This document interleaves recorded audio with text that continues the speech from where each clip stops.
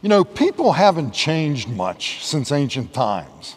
Today, as then, the most popular topics of conversation are the dramatic news stories like the war in the Ukraine or falling bridges or high gas prices, right? It was the same thing in Jesus' day. Everybody was talking about these major events, the collapse of the tower at Siloam, the violent tactics that Pilate used to control the Jews. And Christ gives his opinion on these earthly events. But he gives it with as much authority as he had when he spoke about heavenly things. He knows the meaning of everything that happens in history. He is the Lord of history.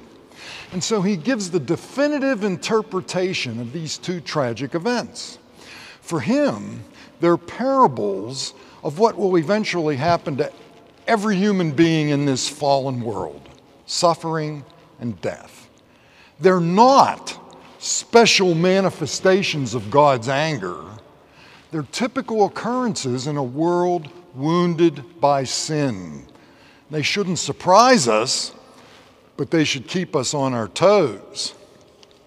Unfortunately, however, not everyone heeded his voice back then, and not everyone heeds his voice today.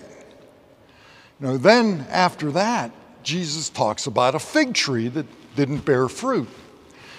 And it'd be bad enough if it didn't give fruit 1 year or even 2 years. But the owner has to come out 3 years seeking figs, and he hasn't found any.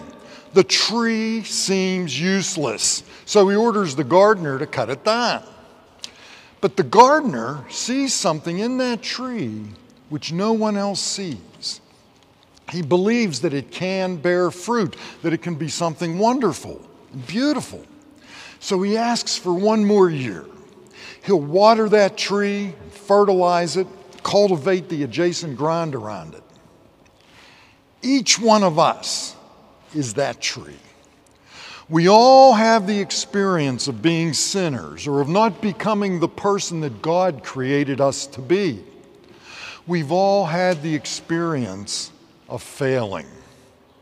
And sometimes, we all ask that question, am I getting this right? Usually it feels like I'm not. But that's not the voice of God. The voice of God tells us that we're called to be saints, and that with Christ, we can be. When we experience that, we say with Moses, I want to draw closer to this God who loves me and who is so close to me.